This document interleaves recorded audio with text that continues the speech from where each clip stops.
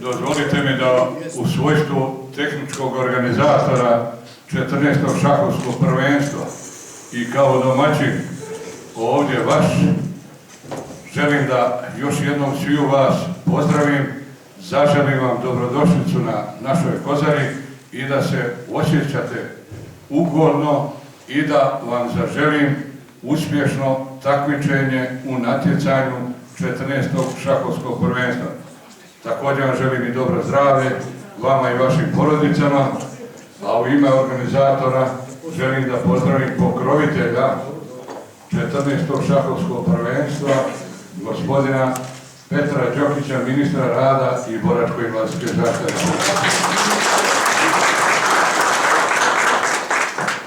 Također želim da pozdravim gospodina Rajka Plavšića, savjetnika u Ministarstvu rada i boračko-invalidske zaštite. Pozdravljam gospodina Lakića, direktora Penzijsko-rezervnog fonda. I svakako pozdravljam ime vas i u svoje lično ime predsjednika Republičkog udruženja, organizatora ovog takmičenja, gospodina Radu Rakulja. Sa saradnicima, kao i gospodina Ratka Trifunovića, predsjednika Skupštine Udruženja penzionera Republike Srbije. Nemojte mi zamjeriti ako sam nekoga preskočio, nadam se da nisam. Pozdravljam i sve ostale drage goste koji su nam dobro došli na ovo 14. šahovsko prvenstvo. Prije nego što počnemo sa otvaranjem, ja vas pozivam da minutom šutnje odamo dužnu počast svim preminulim našim kolegama od posljednjeg šahovskog prvenstva do danas, kao i ostalim penzionerima.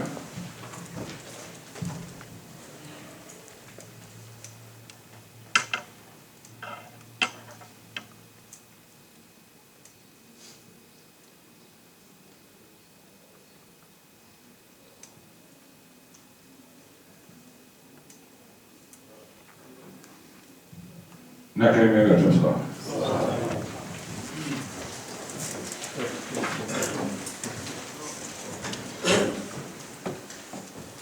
Gospodine predsjedniče, evo ja ću sad dati ovaj mikrofon vama kao organizatoru. Evo, mi smo redovno na svom poslu, je tako? I uvijek ovo vrijeme i da Bog da dugo. Uvijek tako bilo. Samo da se malo nagrade povećaju, da malo ovi naši pokrovitelji i ovi drugi čućete vi na završnoj reći ko je sve pružio ruku prema nama, da ta ruka bude malo muškija. I da se zdravlje ne kvari. Svima vama koji širite ljepotu ove igre i van svojih opština i u opštinama i koji sa svojim kolegama tamo i vodite, ako ne vodite, da vodite i raspravu o tome da je šah preporuka najviše medicinske struke i nauke starom čovjeku. Vi niste još stari ko ja, ali bit ćete stari ako Bog da, i šah je brana zaključavanju, dobro kaže čovjek. Dakle, funkcija mozga nastavlja rad i ona ne da, jednostavno, nauka je, ja nisam čovjek koji bi prihvatio ovu igru i provodio sve kad ne bi znao da je to korisno za ljude za koje radi. Nama nije lako, vjerujte, ja isto se dosta puta ponizim kad ode u banku da zatražim pare, kad s ovim ljudima isto tako pa tražim para. Sve ovo što mi, svi troškovi, nisu troškovi penzija i penzijskog osiguranja, to su troškovi naših dobrih ljudi u Republici Srpskoj. Ova godina je, nažalost, na poplava smanjila malo, a mislili smo povećati one nagrade, pa malo još neki stimulativni poklona da imamo više. Da ne budem dosadan, moji problemi su moji, vaši su časan nastup na u svakoj igri i da uvijek bude onako kako je do sad bilo. Dakle, nikad problem, nikad spora nije bilo, 13 godina nije, ja sam se bojao onoj 13. znate, ali njivu smo prošli, nije bilo, na 14. dakle, fair igru i poštenje čovjeka prema čovjeku ostaje 12 mjeseci da se ponovo vidimo kao dobri ljudi, a ne ljudi na koje da jednim prema drugima imamo one malo tamnije poglede i loše poglede. Nemojte. Naša starost, naše treće doba života mora biti doba međusobnih prijatelja, drugara, saradnika i da bome poklonika ove igre. Ja pozdravljam sve svoje saradnike koji su mi pomogli i vas koji ste došli i molim ministra koji je i pokrovitelj i koji je, evo sad javno da kažem, u mnogome unapredio sistem penzijskog osiguranja od kako je ministar, a on će sam reći šta je učinio, pa vas molim da ga, ministar, nemoj biti tu samo.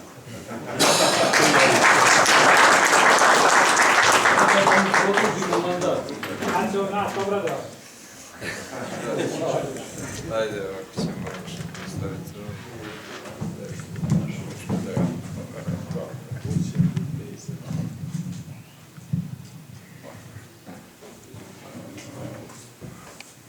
Gospodine predsjedniče, gospodo dame i gospodo penzioneri, uvaženi saradnici sa kojima zajedno brinemo o stanju u oblasti penzijskog i invalidskog osiguranja. Dobar vam dan i hvala vam što smo danas zajedno. Meni je jako drago da evo po 4. put sam u prilici da učestvujem zajedno sa vama u organizaciji i uspješnoj organizaciji vašeg šahovskog prvenstva. Meni zaista to je veliko zadovoljstvo. Naravno da bih uvijek želio da činim više i nakon ovoga ću uvijek se truditi da od onoga što smo do sada uradili zajedno uradimo naravno vremenu još više. Prije svega želim da kažem, neizbježno je i nadam se da neću zloupotrijebiti priliku da vam se obratim, da samo napravimo jedan mali pogled ili ulazak u sistem u kome smo zajedno, vi na jedan način, mi iz Vlade na drugi, i ono što smo radili u prethodne 4 godine. Privodi se i kraju mandat, pa je možda i prilika da se čovjek, obraćajući ovako važnim ljudima,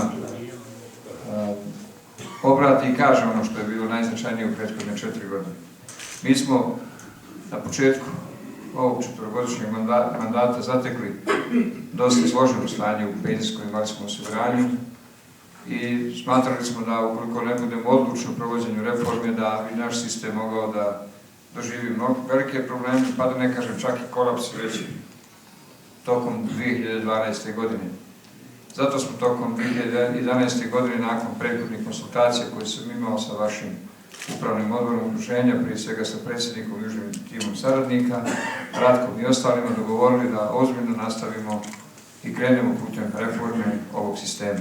Proveli smo tu reformu, ona je dobila veliku podršku i u parlamentu, ali prije toga je dobila veliku građansku podršku i prije svega i vi ste je podržavali, da udruženje penzionera nije bilo spremno da podrži tu reformu, ne bih je podržavao ni ja, ne bi ni imao. Ova reforma nam je donijela da imamo čistije stanje u penzijskom i invalidskom osiguranju. Konačno smo razdvojili u značajnom dijelu, ne u potpunosti, ali u značajnom dijelu, razdvojili smo prava stečena na osnovu rada i prava stečena po nekim drugim osnovama. Nismo jedino mogli razdvojiti ono što se tiče stečenih prava vezanih za posljednji rat, kao i neka prava stečena u periodu narodno-oslobodilačke borbe za određen broj lica. Mislim da je to i humano što smo tako uradili. Sve drugo smo promijenili i uvjeren sam zajedno sa vama poboljšali. Danas imamo nešto što ranije nismo imali i što je bio zahtjev penzionera dugo godina, a to je da se razdvoje ova prava, da pokušamo podići prag siromaštva na viši nivo i to smo uradili uvođenjem onih 5 nivoa najnižih garantovanih penzija, što je omogućilo za oko 60.000 ljudi da dobiju uvećane penzije i da naravno vi znate da se za tih 60.000 penzija vrši namirenje razlike, one koja je stvarna, zarađena i one koja je garantovana. I to je jedan važan korak koji nam je u ovoj reformi pomogao, u stvari koji je imao jednu socijalnu funkciju. Također, kroz to afirmišemo i dužni rad. Naravno da smo omogućili ovim zakonom da se smanji priliv u sistem velikog broja novih korisnika, što je bila karakteristika prethodnog perioda, da se čak i do, mislim, 13.000 Rajko, ili oko 13.000 u jednoj godini čak uvećavao sistem sa brojem korisnika, što je naravno dovelo do toga da se povećavao broj korisnika, a broj osiguranika nije rastao ni blizu tom dinamikom, čak što više ostajao isti. I to je sistemu stvaralo velike teškoće. Zato smo nizom drugih mjera omogućili da posle toga sistem bude i dalje stabilan, ali nam je to pomoglo da smanjimo priliv u sistem onih koji i nisu sazreli još, nisu stvorili uslove da postanu korisnici ovog sistema. Uveli smo i onaj osnov koji praktično će omogućiti da ljudi u sistem ulaze od 2025. godine sa paralelnim uslovima, 40 godina staža, 60 godina, minimum 60 godina života. Tako da će to stupiti na snagu tek, naravno što prođe ovaj prelazni period. Ali smatram da smo svim tim promjenama, da sad ne ulazimo u detalje, puno toga poboljšali u sistemu. Na kraju želim reći posebno važnu činjenicu na kojoj ste vi insistirali u kontaktima koje smo međusobno imali, a to je da država preuzme snažniju garanciju za isplatu penzija, i to smo unijeli u zakon i to imate sada prvi put u zakonu, da Republika, ukoliko sredstva od doprinosa nisu dovoljne, doznake iz budžeta nisu dovoljne koje su planirane budžetom, mora na drugi način pomoći i pronaći izvore finansiranja da bi se redovno vršila isplata penzija. I pored svega toga, pored svih ekonomskih i financijskih problema koje imamo zadnjih godina, mi smo uspjeli opet u saradnji sa vašim predsjednikom, upravnim odborom udruženja, čijim sjednicama redovno prisustvujem, smo donijeli odluku o vanrednom usklađivanju penzija i u prošloj godini, u toku godine 2 puta i početkom odmah ove godine povećali penzije za 7,3%. Neko će reći to je jako malo i ja bih to mogao da ocijenim, ali naša Republika ima to što ima. Mi, nažalost, nismo narod koji živi na prostoru koji može zabosti cijevu zemlju, izvući naftu pa živjeti od toga dobro, kao što jesu neki drugi narod. Imali smo i taj nesretni rat koji je stvorio teške posljedice i ostavio ih iza sebe, lošu privatizaciju koja se nije mogla izbjeći, ali očito bila loša, plus utjecaj stranaca koji je bio loš, tako da je sve skupa negativno utjecalo na ukupno stanje u zemlji i ostalo nam veliko nasljeđe problema. Ali upreko svemu tome mogu da vam kažem da je penzijski sistem stabilan, da će u budućnosti biti stabilan zato što država daje ovu garanciju na kojoj smo zajedno insistirali, koji sada imamo po meni kao najveću vrijednost u novom zakonu o PIO. Ja sam sve ove godine želio da budem maksimalno predusretljiv prema svakom vašem zahtjevu, prema svakoj vašoj inicijativi. Želim da kažem da smo imali jako dobru saradnju, veliko razumijevanje, bilo je teških razgovora i teških sastanaka, nekada i neprijatnih, razmjena mišljenja, pokatkada i na ivici, da kažem, bolnih ocjena koje čovjek, kada je čovjeku teško i baš neugodno slušati, ali smo i to morali. Vaši predstavnici su odlučni i uporni i mislim da na veoma dobar način zastupaju interese penzionera. Drago mi je da je penzionerska populacija vezana za udruženje penzionera i da najviše njemu vjerujete, što je jako bitno i vi ste naš partner. Nijednu odluku, nijednu raspravu ozbiljno o penzionerima nismo vodili, a da nismo konsultovali vas, vaše rukovodstvo i udruženje, odnosno upravne udruženja penzionera. Evo, to je samo jedna mala skica onoga što smo radili zajedno. Puno je toga još bilo što smo zajedno radili. Želim da naglasim da je naš sistem stabilan danas, moramo učiniti sve da on bude u budućnosti biće, uprkos tome što se povećava broj korisnika iz godine u godinu. Samo zadnjih 6-7 godina broj korisnika je povećan za blizu 50.000, što nije mali broj. Ali to i dalje će vjerovatno da raste, ne raste onom brzinom kako je nekada i to je rezultat reforme koju smo upravili Republika Srpska, pa i Srbija i druge države, Hrvatska i oni u okruženju imaju isti problem da se na ovim prostorima uvećava broj starih lica. Mi kao država moramo toga biti svjesni, moramo voditi socijalnu politiku kojom ćemo pomoći tim starim ljudima, posebno onima koji više ne mogu da stvaraju sami ništa ili koji nisu u svom životu bili u prilici da stvore više, a moraju da žive. Zato mora biti država da im pomogne. I to će biti naša politika i za buduće vrijeme. Ovdje ću stati da objašnjavam šta je sistem, kako je stanje. Vjerujem da puno toga što sam rekao je i vama poznato, ali evo nije bilo na odmet da se malo posjetimo na sve to. Ja naravno želim da i dalje budem u funkciji podrške svima vama i penzijskom invalidskom sistemu u cjelini, radu udruženja posebno. Uvjeren sam da će u narednom periodu biti dobra saradnja vas kao važnog našeg partnera i vlade na rješavanju važnih pitanja za reformu sistema koja se i dalje mora voditi, jer moram da vam kažem još i ovu rečenicu. Naš penzijski sistem mora da pronađe dodatne izvore finansiranja. Ovi postojeći neće biti dovoljni. Za mene lično dodatni izvor finansiranja je u poštenijoj raspodjeli ili u tome da sufinansiramo iz onog dijela potrošnje koja nije čovjeku neophodna za život u toj mjeri, da sufinansiramo i penzijsko-invalidski sistem. A to su takse koje bi trebali da plaćamo na solidarnoj osnovi, koje neće biti preveliko opterećenje, ali će biti solidarno prikupljene od svih građana u korist penzionera Republike Srpske.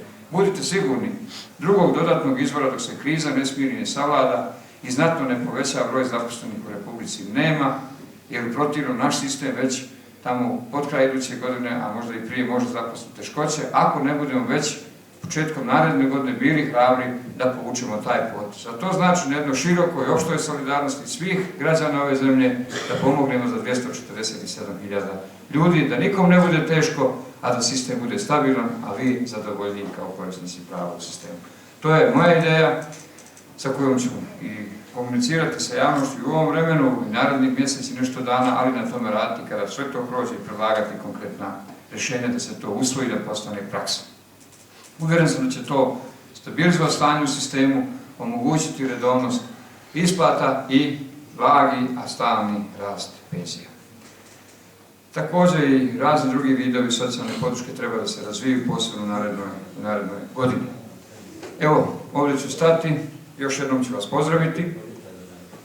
Unaprijed želim da naglasim da se radujem ovom sportskom susretu i što sam njegov dio, da želim da kažem i u stvari da čestitam svima vama na učešću, a pobjednici neka postanu oni koji uspiju ovu gimnastičku vještinu, umnu gimnastiku da pretvore u dobre poteze sa kojima će postati pobjednici. Neka vam je svima srećno i uspješno ovo prvenstvo i proglašavam ga otvorenim.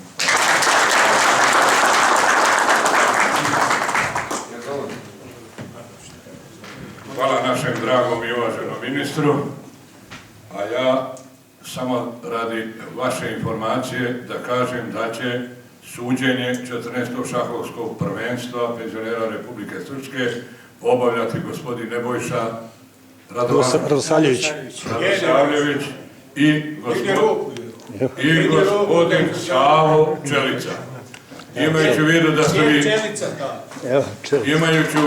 ste vi ozbiljni ljudi, a i sudije dobri ljudi, ja se nadam da neće biti nikakvih problema i da ćemo mi to uspješno završiti.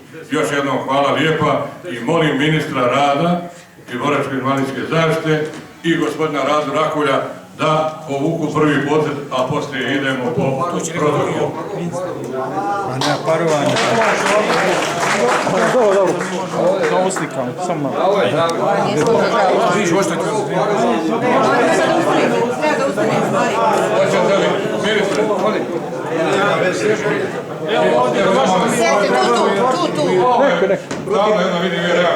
Protivnik pobjegu. Hoće igrati E4. Neko kaže. Ajde, vi sedite. E4, evo za tebe E4. Evo, E4. D4. Šta, hoćeš i D4? Je li okej? Ja se ovako. Igrao sam šak, solidno. Obaveza si, ne smiješ da Ja molim sada sudije da obave parovanje i nastavljamo po protokolu. Poslije drugog kola, gospodo, od 20 časova je večera tamo u restoranu. Znači, da imate tu informaciju, da to završi tamo je to već. Sutra počinjemo u 9 časova. Poslije doručka. Srećno vam bilo, živjeli.